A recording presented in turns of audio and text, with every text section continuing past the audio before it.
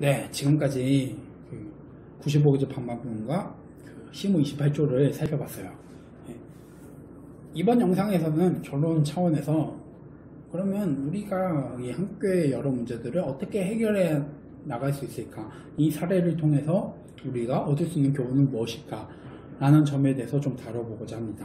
시작하기 전에 앞서서 서론 영상부터 먼저 꼭 쭉 순서대로 보시면서 이 영상을 시청해 주시면 좋을 것 같아요. 그래야 제가 왜 이런 소리를 장황하게 하는지 좀 아실 수 있을 테니까요.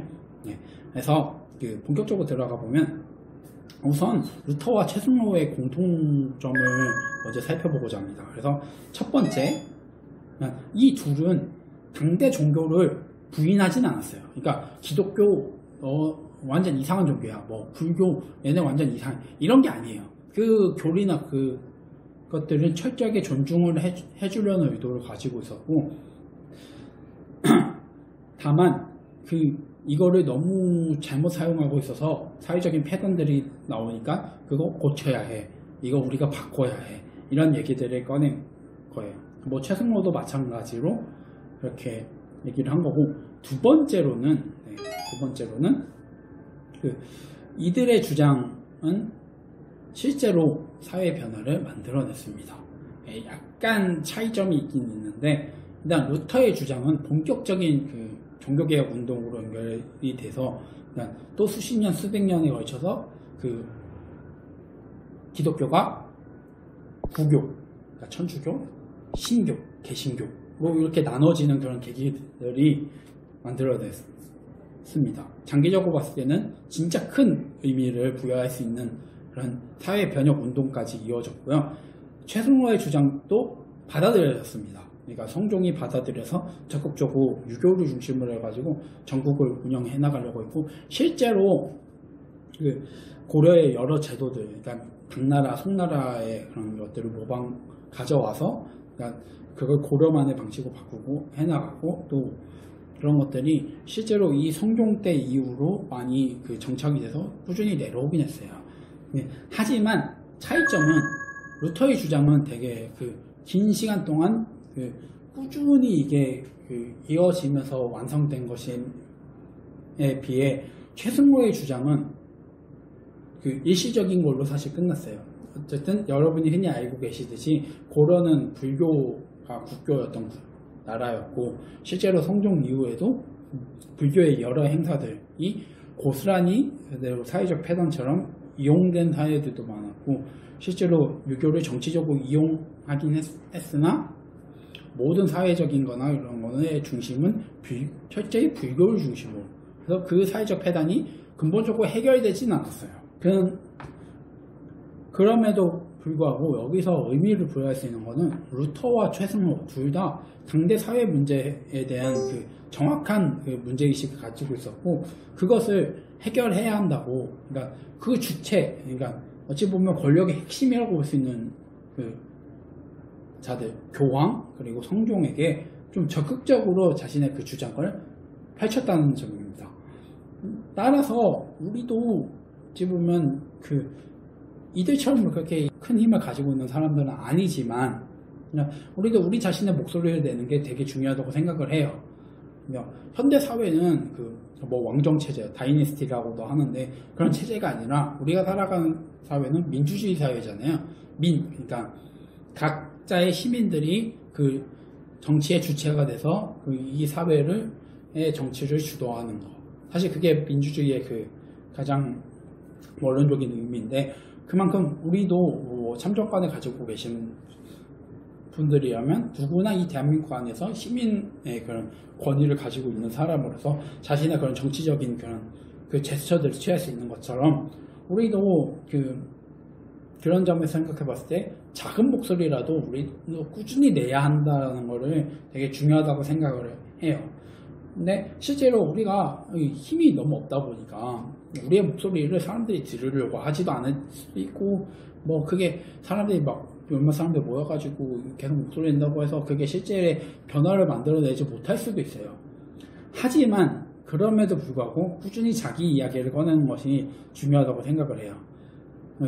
오늘 살펴봤던 마틴 루터의 95개조 반박문도 사실 루터는 이게 진짜 종교개혁으로 이어질지도 몰랐어요. 그냥 내가 보니 저거 정말 마음에 안 들어. 짜증나. 그냥 되게 불만이니까 내 불만을 그냥 표시할래 하면서 이렇게 반박문을 붙인 그런 거였어요. 근데 그걸 보고 사람들이 그냥 이거 되게 괜찮은 생각인데 하면서 인쇄술도 많이 받다라고 했으니까 그거를 다 복사해가지고 전 유럽에 딱 펼친 거예요. 그러면서 시작된 게 사실 종교개혁 운동이었거든요. 그러니까 루터는 사실 이런 의도까지는 없었을지 모르겠는데 후대의 평가는 루터 하면 엄청 대단한 사람 이런 식으로 막 평가를 하잖아요.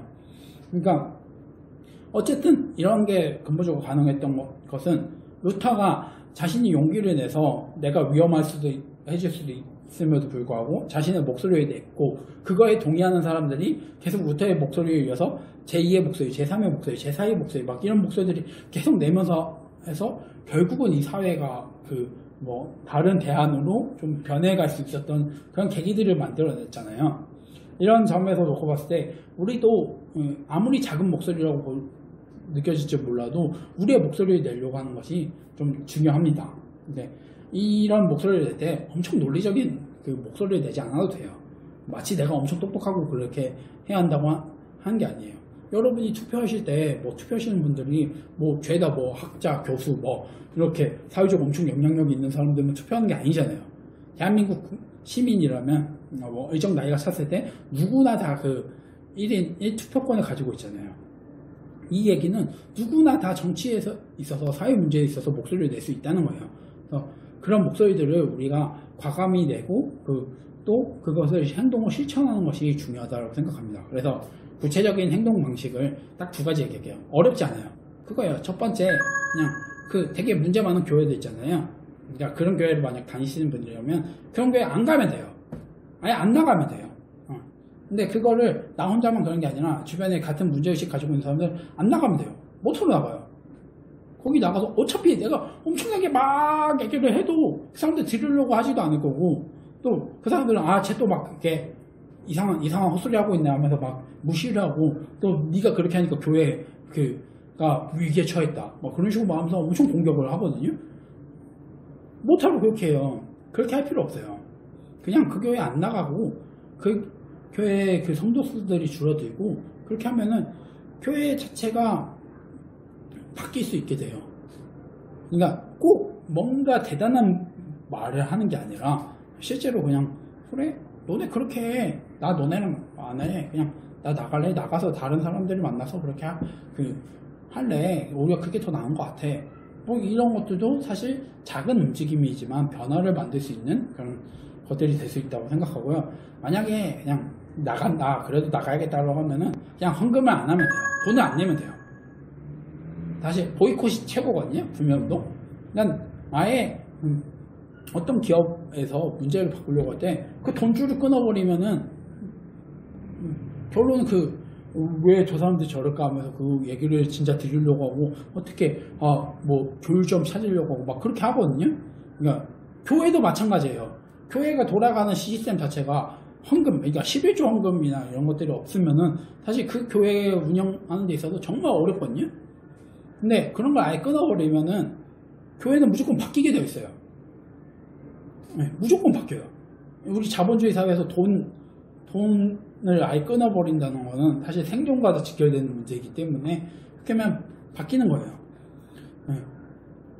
차라리 그러니까 그 돈을 그러니까 그런 교회에 가가지고 하나님 감사합니다 막 하면서 내가 그래도 이 교회를 살리려는 마음으로 돈을 내야겠습니다. 이미 그 교회는 완전히 이상한 데로 가가지고 그렇게 행동하는데 그런 교회에 돈을 내는 것보다 차라리 진짜 문제의식을 가지고 이야기하는 사람들한테 그런 사람들 찾아가서 나도 동의한다, 나도 도와줄게 하면서 그렇게 돈을 일부라도 조금씩 지원을 해주고 사실 그게 더 이 문제들을 해결해 나가는 데 있어서 되게 중요한 요소들이거든요. 그런 식으로 실천해도 돼요. 실제로 자신의 내기가 어렵다라고 하면은 내가 내는 헌금 내는 그런 돈을 차라리 이렇게 진짜 의미 있는데 헌금을 하는 게 낫습니다. 못하러 막 그렇게 어차피 내가 그 돈 한 몇십만 원 안 된다고 해서 대형교회 목사들 1년에 막 수십억 막 그렇게 돈 버는 목사들한테 전혀 큰 타격은 없을 거예요. 하지만 이런 사람들이 한두 명이 아니라 계속 뭐 수십 명, 수백 명, 수천 명 이렇게 그 교회에서 계속 나오잖아요. 무조건 문제 바뀝니다. 저는 그거 장담해요. 그러니까 이게 그 최승로의 그 시무 28조의 그 제가 말한 핵심, 그러니까 불교랑 정치가 이게 너무 엮여 있으니까 이걸 떼내가지고 그 유교라는 새로운 대안을 통해서 바꾸자라는 게 저는 그 핵심이라고 얘기를 했잖아요. 그러니까 이 최승로의 건의를 우리의 사례로 놓고 봤을 때 우리도 그러니까 어쨌든 이 사회를 움직이는 그 가장 큰 힘이 돈이라고 하면 그 돈을 쓰는 공간을 여기가 아니라 다른 데로 해서 돌리면은 어쨌든 문제는 바뀌게 돼 있어요. 그냥 이거랑 좀 비슷한 느낌인 것 같거든요. 뭐 동의하실지는 모르겠지만 그래서 어쨌든 이런 작은 행동들을 통해서 근본적인 문제들을 해결할 수 있는 그런 방향으로 갔으면 좋겠습니다. 그리고 또 한 가지는 뭐 내가 가지고 있는 사회적 불만 뭐 그런 것들 뭐 문제 제기들 이런 거에 같이 동의하시는 분들이 아마 있을 거예요. 공감하시는 분들 그런 분들과 찾아가서 그런 분들과 계속 얘기를 하면서 어떻게 우리가 문제를 바꿔나갈 수 있을까라는 그런 논의들을 계속 해보면 더 좋을 것 같아요. 사실 마틴 루터의 그 95개조 반박문도 실제로 종교개혁까지 이어지는 데 있어서 그 사람들이 루터의 그런 기본적인 그 문제 제기는 동의를 했지만 또 생각들이 다 달라가지고 이렇게 왔다 갔다 하는 경우들이 있었거든요. 그런 것처럼 우리의 문제들도 그렇게 해결해 나갈 수 있지 않을까 생각합니다. 뭐 좀 두서없이 얘기를 한 것 같은데 어쨌든 이런 얘기들을 저는 앞으로 영상에서 하려고요. 그러니까 너무 어렵지 않고 그러니까 누구나 다 생각해 볼 수 있는 얘기지만 근데 그 어쨌든 이거를 역사적인 사례를 비춰서 조금 이렇게 좀 얘기를 할 수 있는 거 뭐 솔직히 이 영상 보고 비난하고 싶으신 분들은 비난하셔도 좋습니다. 뭐 비판하고 싶으신 분들 뭐야 너무 뻔한 얘기하고 있네 라는 거 네 뭐 그런 얘기 괜찮아요. 네. 저도 어느 수준에서 얘기해야 할지 있어서 그러니까 여러분의 그런 많은 이야기들을 제가 듣고 그거를 피드백해 보면서 좀 앞으로 영상들을 만날 때 어떻게 구성하는 게 좋을지를 좀 고민해 볼 수 있는 계기라고 생각하니까요. 네, 많은 이야기들을 남겨주셨으면 좋겠습니다. 내용이 괜찮으셨다면 구독과 좋아요 띄우진 않을 건데 그거 한 번씩 눌러봐 주시면 감사하겠습니다. 그러면 저는 다음 영상에서 찾아뵙도록 하겠습니다.